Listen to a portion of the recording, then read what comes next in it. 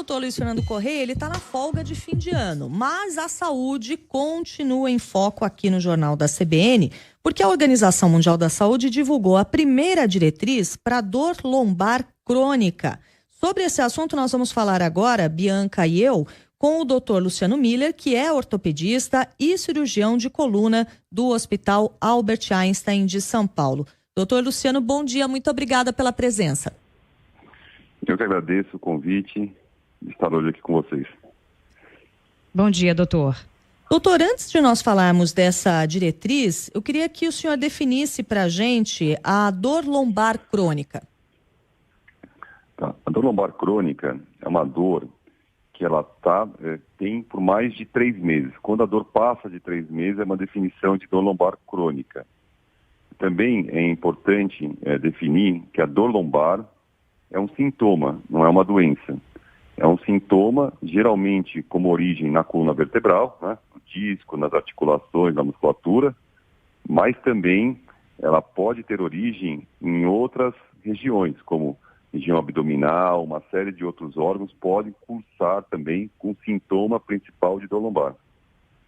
E, doutor, essa é a principal causa de incapacidade no mundo, né?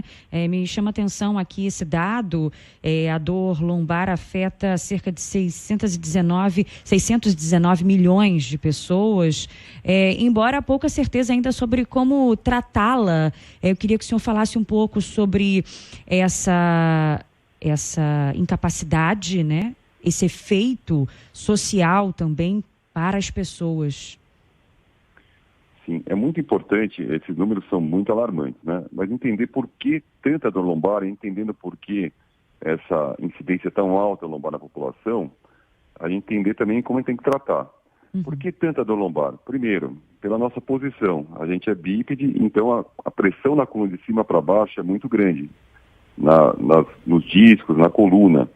Mas, se a gente pensar um pouquinho no passado, a gente vivia no campo, fazia muita atividade física e tinha muita musculatura que protegia a nossa coluna.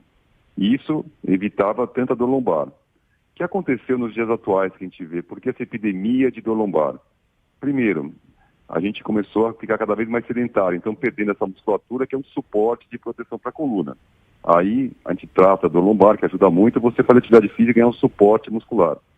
Segundo, a população média, o IMC da população, o sobrepeso aumentou muito e sobrecarrega a coluna, gerando mais dor. Com isso, segundo fator que é importante para tratar a dor lombar crônica, perder peso, diminuir a pressão nas estruturas da coluna.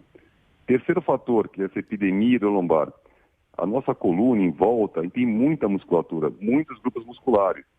E com o dia que a gente leva hoje, os dias atuais, ansiedade no emprego, violência, ansiedade, pressão, a gente vai tensionando essa musculatura e com isso também gerando dor. Então, a terceira causa para tratar essa dor lombar é melhorar a nossa qualidade de vida, dormir melhor, comer melhor, diminuir a ansiedade, daí entra fazer meditação, yoga, tudo que relaxa um pouquinho. Então, você vê, só a gente entendendo por que tem dor lombar, a gente já começa a entender como a gente tem que focar no tratamento dessa dor lombar. E é interessante, né, doutor, que quando o senhor fala, né, das maneiras para a gente lidar melhor com essa dor, é uma coisa multifatorial. São várias atitudes que a pessoa pode ter. Mas são atitudes que, se você tiver na vida, vai te ajudar não só com a dor lombar, mas vai te ajudar com uma série de outras condições de saúde, né? Sim, extremamente importante. Você falou muito bem. A gente tem que melhorar a nossa vida para a gente viver melhor. A gente está vivendo mais, viver melhor com qualidade. Isso é extremamente importante. E atividade física, perder peso, não fumar, relaxar mais, ter uma vida mais equilibrada, isso ajuda muito em relação à dor lombar. Eu queria até... Mais importante...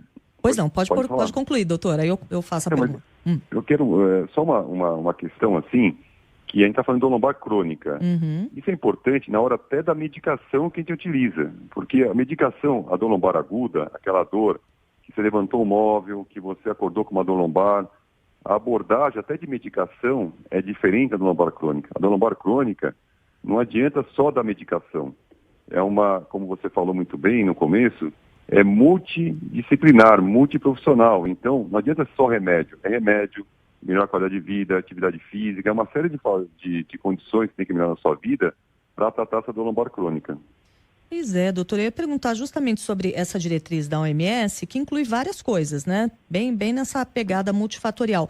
E entre essas coisas tem aí fisioterapia, medicamentos, mas tem também fisioterapia, quiropraxia e tem exercícios. Porque antigamente, quando uma pessoa reclamava de dor lombar, tinha uma certa ideia que a pessoa deveria repousar, que a pessoa não poderia fazer muito exercício. Essa é uma ideia superada, né? Com certeza. O remédio para a nossa coluna, não só nossa coluna, joelho, quadril, é atividade física. Está provado que você fazendo atividade física, você melhora até a resistência do disco, das articulações, isso é extremamente importante. Mas, lógico, quando você está com dor, você não vai prescrever exercício físico ao paciente. Aí sim, entra essas terapias, fisioterapia, acupuntura, medicações, mas nunca também, mesmo com dor, ficar totalmente em repouso deitado, porque a gente sabe que você ficar totalmente em repouso, você perde musculatura e com mais chance de cronificar essa dor, de ficar mais tempo doendo. Então você tomar medicação, e agora, quando você melhorou a dor, a prevenção é melhor da qualidade de vida. Doutor, nesse universo aí de tantos milhões de pessoas, né, que são atingidos pela dor lombar crônica, há pessoas de todas as idades e a indicação de exercício é para todas as faixas etárias? Sim, a dor lombar crônica, ela tem uma incidência em todas as faixas etárias, lógico, é muito mais comum no adulto. Sempre um alerta a quem está em casa, quando em crianças, dor lombar não é muito comum, então aquela dor lombar, lógico, fez um esporte, a criança está com dor, tudo bem, mas quando aquela dor que passa um pouco, semanas, tem que ser investigada com mais cuidado. E também idosos, porque idoso aumenta muito a incidência de dores lombares devido a fraturas por osteoporose e também lesões metastáticas. Então, nos idosos também tem que ser investigado também a dor lombar que não passa. E uma coisa muito importante, a dor lombar é muito frequente, né? Uma incidência muito alta. Se todo mundo que tivesse dor lombar fizesse ressonância,